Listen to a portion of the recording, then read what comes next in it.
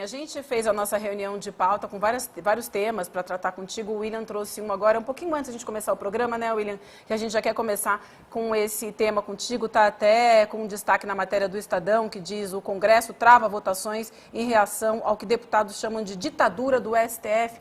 William, vamos tratar desse assunto de cara com o Guilherme, né? Isso logo no começo do programa a gente estava falando sobre isso, que parte de bancadas conservadoras, né, 2 partidos e 17 frentes parlamentares, fizeram um ato ontem e estão obstruindo todas as votações em todas as comissões da Câmara dos Deputados e do Senado por conta dessa guerra aberta entre o Congresso e o STF por conta de decisões recentes do Supremo. E a gente bota aí na conta o aborto, o marco temporal, né? E eu queria que você falasse um pouquinho sobre isso, Gui, sobre esse clima que o Congresso, ou que pelo menos a oposição bolsonarista, conservadora no Congresso, realmente uma guerra aberta, agora declarada contra o STF, né?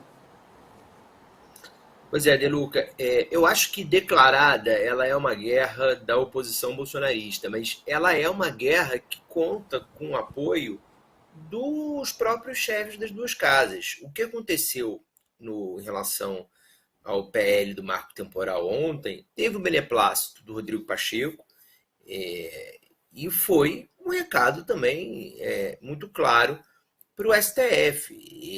Em tempos, pela tramitação normal, o projeto de lei que estabelece o marco temporal e não só ele abre possibilidade para a exploração de garimpo, de empreendimentos, de rodovias em terras indígenas, entre outras mudanças, ele foi aprovado num tempo muito maior muito mais rápido do que era previsto. E o Rodrigo Pacheco celebrou isso ontem.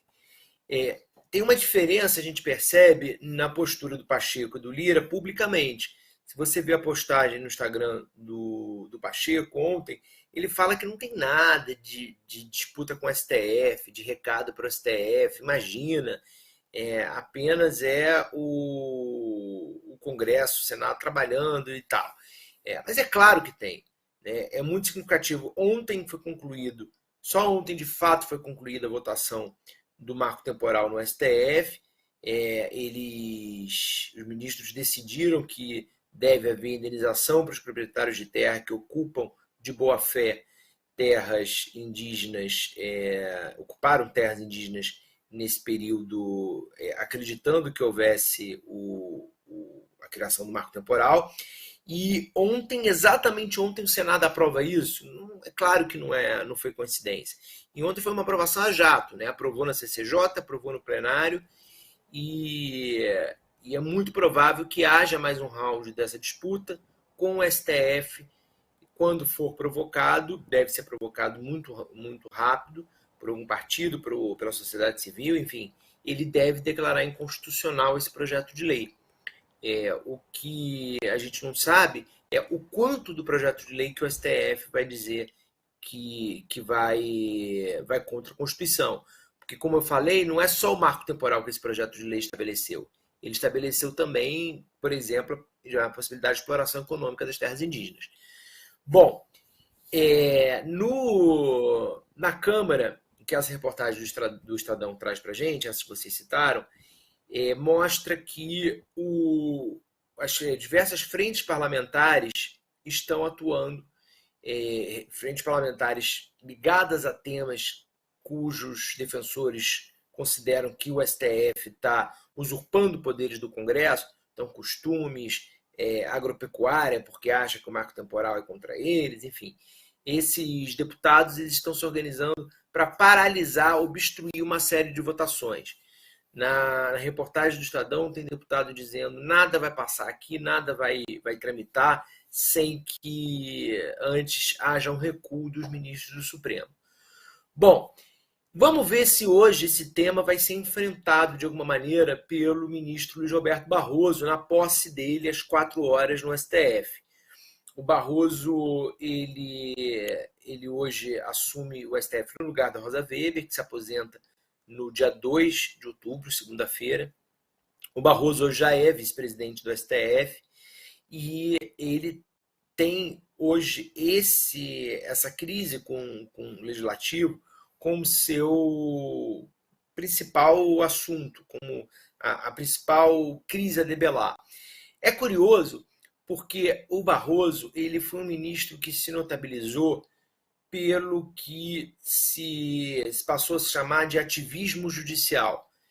Ele defende que cabem às Supremas Cortes quando há omissão por parte do Legislativo na garantia, né, na formulação de leis, na aprovação de leis, para garantir os direitos humanos, para garantir os direitos constitucionais, para garantir o que está na Constituição.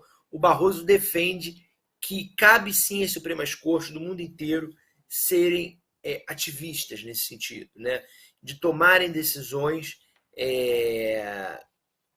quase como se formulando leis, no objetivo de completar, de suprir a lacuna que o Congresso está deixando em aberta e, com isso, desrespeitando a Constituição. Nesse momento, quais são os temas que mais estão pegando, né, nessa relação, nessa crise, gerando esse atrito? Além do marco temporal, você tem a descriminalização do porte de drogas e você tem a tramitação que começou, já teve voto da ministra Rosa, da descriminalização do aborto nas primeiras 12 semanas de gestação. Isso está em tramitação no STF. O Barroso pediu para ir para o plenário, numa coisa combinada com a Rosa e com outros ministros, porque acha que esse é um tema que tem que ser discutido no plenário. Mas o Barroso não pediu para ir para o plenário para não pautar, não. Ele quer pautar. É uma coisa que não vai ser pautada esse ano, porque não tem mais tempo para se fazer isso. O STF estima que a discussão da legalização do aborto nas primeiras 12 semanas é uma coisa que toma em torno de 10 sessões.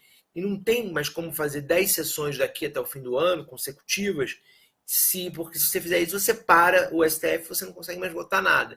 E esse ano foi um ano de muitas votações longas. Teve votação do juiz de garantias, teve votação do marco temporal, tudo coisa que tomou muito tempo. Bom, ano que vem, o aborto deve ser pautado pelo Barroso. Agora, nesse momento, o que eu avalio que deve acontecer, até porque o Barroso está chegando, é que eles devem puxar o freio de mão. Terminou agora a votação no marco temporal, devem evitar esses embates com o Congresso nesse momento, e ano que vem mais um momento dessa briga, porque essa é uma tensão permanente, essa não é uma tensão de agora. A maioria do STF hoje tem um entendimento semelhante a esse do Barroso que eu descrevi, de que no momento que o Congresso se omite, cabe sim ao STF decidir para fazer a Constituição valer. Lindenberg.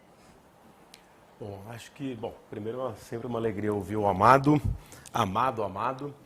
E pensando na perspectiva da história, né, para variar aí dos historiadores, o que me chama a atenção, por exemplo, em relação ao marco temporal, é sempre a questão de uma história indígena que é uma guerra constante. Então, eu sempre lembro aqui, peço ao nosso público, se tiver tempo hoje ou ainda esse fim de semana, que assistam Guerras do Brasil, um documentário maravilhoso, impressionante, tem uns 5, 6 episódios, que mostra essa história, né, de fato, de uma guerra eterna, né, desde pelo menos de 1500, contra a população indígena. Aí o Krenak olha para o público e fala assim: nós estamos em guerra, nossos mundos estão em guerra, por que vocês estão olhando com essa cara de simpatia para mim? E vai falando, né, que eu estou com dó de vocês, brancos, que continuam legislando contra não só os povos indígenas, mas contra, no fim das contas, o planeta, né? Então, ouvindo o Amado, sempre penso nessas questões aqui em relação à causa indígena, por exemplo.